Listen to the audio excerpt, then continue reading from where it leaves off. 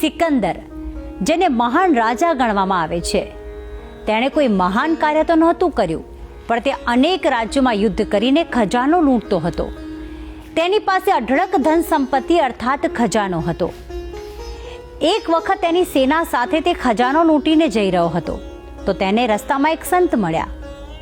સંતે સિકંદરને કહ્યું કે મારી પાસે એવી વસ્તુ છે જેનાથી તારા બધો જ આ ખજાનો હલકો પડશે. સિકંદરે કહ્યું કે બતાવ, તમારી પાસે કઈ કિંમતી કે પછી ભારે વસ્તુ છે? તે સંતે ખિસ્સામાંથી એક ચમકદાર કાચનો પથ્થરનો ટુકડો બતાવ્યો અને કહ્યું કે મંગાવી લો વજન્યું અને જોઈ લો કેટલી ભારી વસ્તુ છે મારી પાસે. સિકંદર તો ત્રાજવું મંગાવી દીધું અને પોતાનો લૂંટેલો ખજાનો મૂક્યો અને બીજી બાજુ તે કાચનો ટુકડો મૂક્યો તો કાચના ટુકડાનું પડખું હલ્યું પણ નહીં. સિકંદરે તો પોતાના મહેલમાંથી બીજો ખજાનો મંગાવી દીધો, તેમ છતાં તે નાનકડા કાચના ટુકડાને હલાવી પણ ન શક્યા.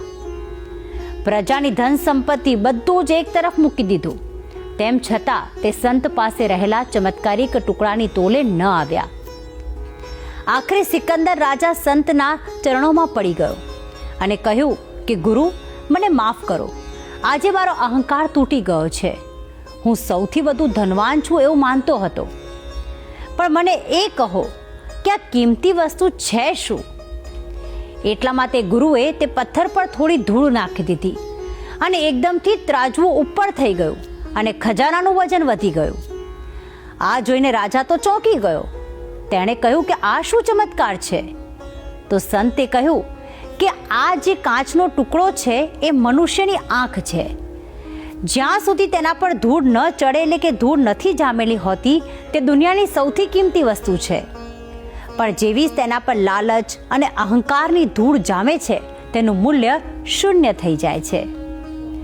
આ વાત એ શીખ આપે છે કે આંખો પર ક્યારેય કોઈ નકારાત્મક વસ્તુઓની ધૂળ ભેગી ન થવા દો. અને હવે આ વાત એક સુવિચાર દ્વારા પણ સમજી લઈએ. આજનો સુવિચાર: આંખો બંધ થાય એ પહેલા ઉઘડી જાય તો આખો જન્મારો સુધરી જાય.